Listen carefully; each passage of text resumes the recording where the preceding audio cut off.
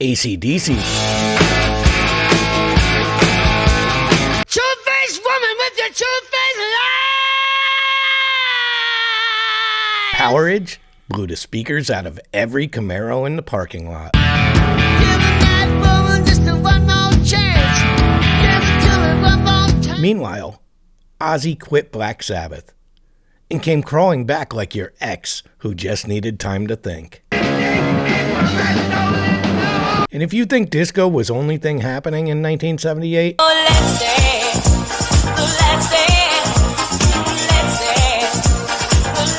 you missed the year metal started mutating. Welcome to Headbangers Yearbook, 1978. Let's start with the records that slapped your face off and lit your Marlboro red with the aftermath. AC/DC, Powerage, Raw, Dirty,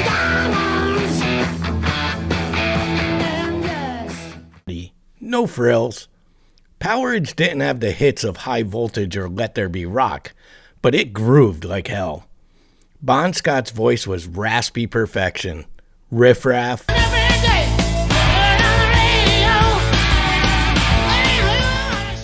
and Down Payment Blues. Down payment blues. Sound like bar fights in audio form. This is the one the diehards swear by. Cliff Williams joins on bass. AC/DC's classic lineup was now locked in. Van Halen. This album scared every other band in LA. Eddie's guitar tone was alien. Dave was a part frontman, part golden retriever on cocaine.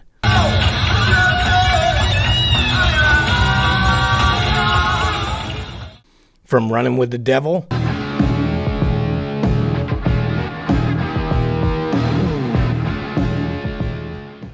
to Eruption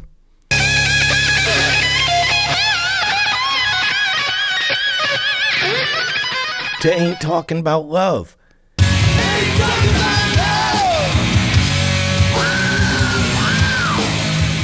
They kicked the doors down and took your girlfriend. Overnight, hair metal was on the menu, but nobody could touch this level of raw talent. Judas Priest, Stained Class.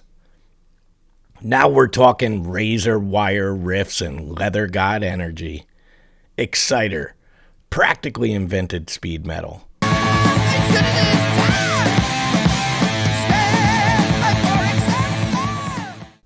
This is Priest going full metal. No blues, no boogie, just precision and fury. And Rob Halford? He wasn't just singing, he was leading a damn revolution. Better than me. Black Sabbath, Never Say Die. Okay, here's the awkward one. Ozzy quit mid-recording, then came back. The album dropped, and let's just say the title was wishful thinking. There are some moments. Junior's Eyes is decent.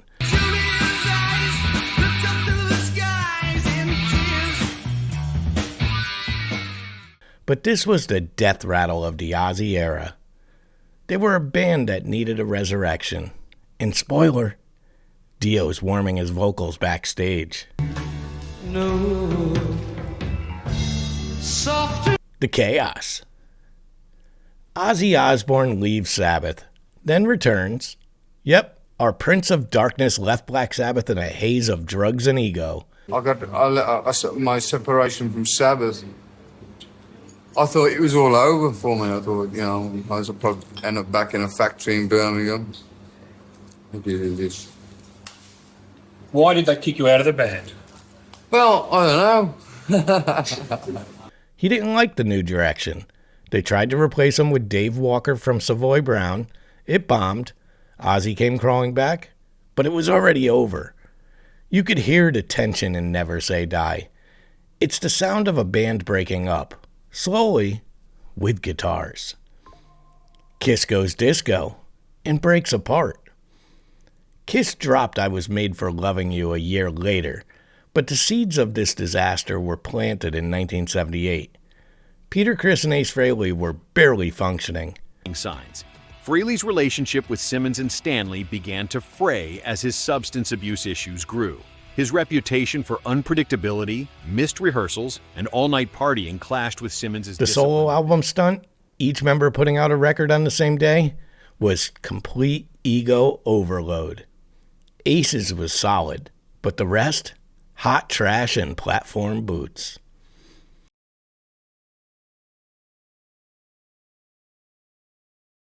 Lynyrd Skynyrd, Plane Crash Fallout.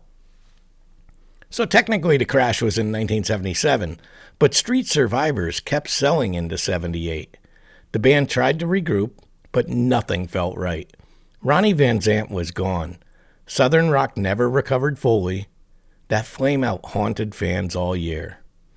Is our time coming? I mean, when you fly 200 and 300 airplanes a year, you always feel that there's a point when it makes... Rainbow Drama, Dio's last stand.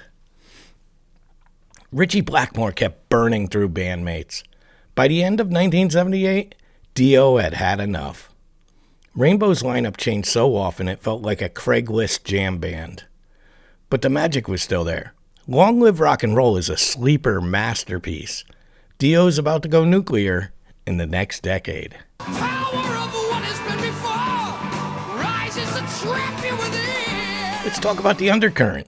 Motörhead, Overkill was coming, but 78 was the fuse. They just dropped their self-titled debut. The production was rough, rougher than Lemmy's liver, but the energy was undeniable. Speed, distortion, grit. This wasn't metal. It wasn't punk or rock. It was Motörhead, their own genre, and it terrified everyone.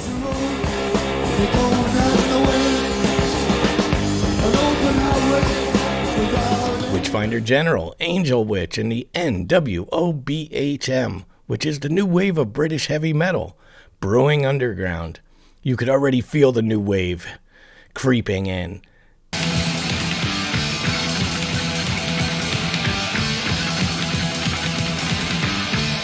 Magazines in the UK were talking about bands you hadn't heard of yet.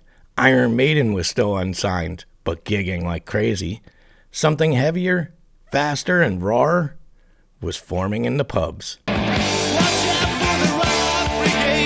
How about my deep cut of the year? UFO, Obsession.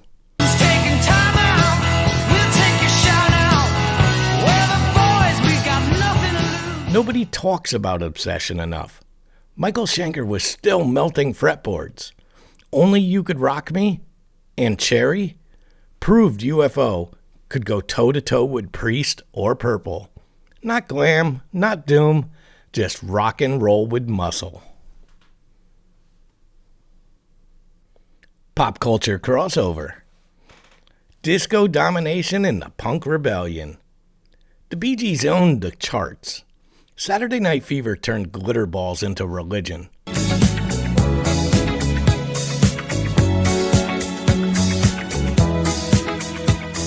But for every disco convert, there was a pissed-off rocker smashing records. That rebellion fueled both punk and metal. John Travolta versus Leather Jackets. The movie Grease dropped. Suddenly, every teen thought they were cool enough for cuffed jeans and a comb. But real rockers, they were in denim, not costume. Halloween premieres. Halloween night. A small American town. 15 years ago. The birth of slasher metal vibes. John Carpenter's Halloween hits theaters. That cold, synth-driven horror. Perfect vibe for the darker side of metal. Gore, fear, rebellion. Sound familiar? So 1978 was the year metal got angry. Not quite mainstream, not quite underground. But something was cracking. Van Halen broke the old rules. Priest sharpened the blade. And the old gods, Sabbath, Kiss, they started to crumble. Now do me a favor and talk to me. Tell me what's the best album of 1978. Tell me who rolled harder, AC/DC or Van Halen. And then tell me what's the most underrated record of 78. This is Headbangers Yearbook, 1978. I am Fred Carroll for Headbangers History.